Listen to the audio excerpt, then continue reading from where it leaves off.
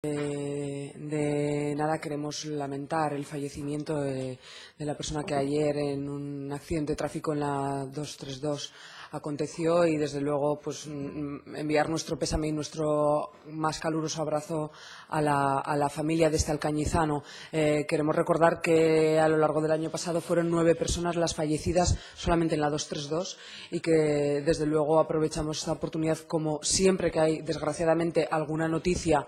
sobre los accidentes que se suceden en estas carreteras, para reivindicar una vez más que esos desdoblamientos de la Nacional 2 y de la 232 se hagan de una vez por todas, se agilicen y que no cejaremos en el empeño de luchar para que eso sea así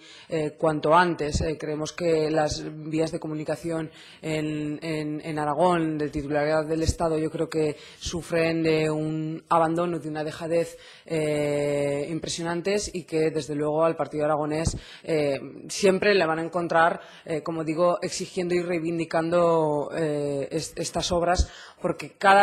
pues no digo cada día, pero desde luego muchos días nos levantamos con noticias muy tristes a este respecto y al final, cuando a uno le toca, pues se da cuenta de que, bueno, pues que al final estas inversiones, la falta de inversiones provocan estos tristes acontecimientos. Dicho eso, hoy vamos a dar una rueda de prensa sobre, bueno, pues todas aquellas o parte de aquellas enmiendas que hemos presentado que tienen que ver con la generación de empleo. Nos parece que en un momento social y económico en el que estamos, que bueno, pues se supone que hemos salido de la crisis económica profunda, ya entonces creamos un fondo específico para la competitividad y para la generación de empleo en los años negros de la crisis, pensando que no solamente podíamos hacer unas políticas de constreñir y de recortar y de austeridad, sino que eso, por un lado, había que apretarse el cinturón, pero que, por otro lado, era fundamental apostar por el empleo. Y ahora, en el momento económico y social en el que estamos, más que nunca, es muy, muy importante que el Gobierno de Aragón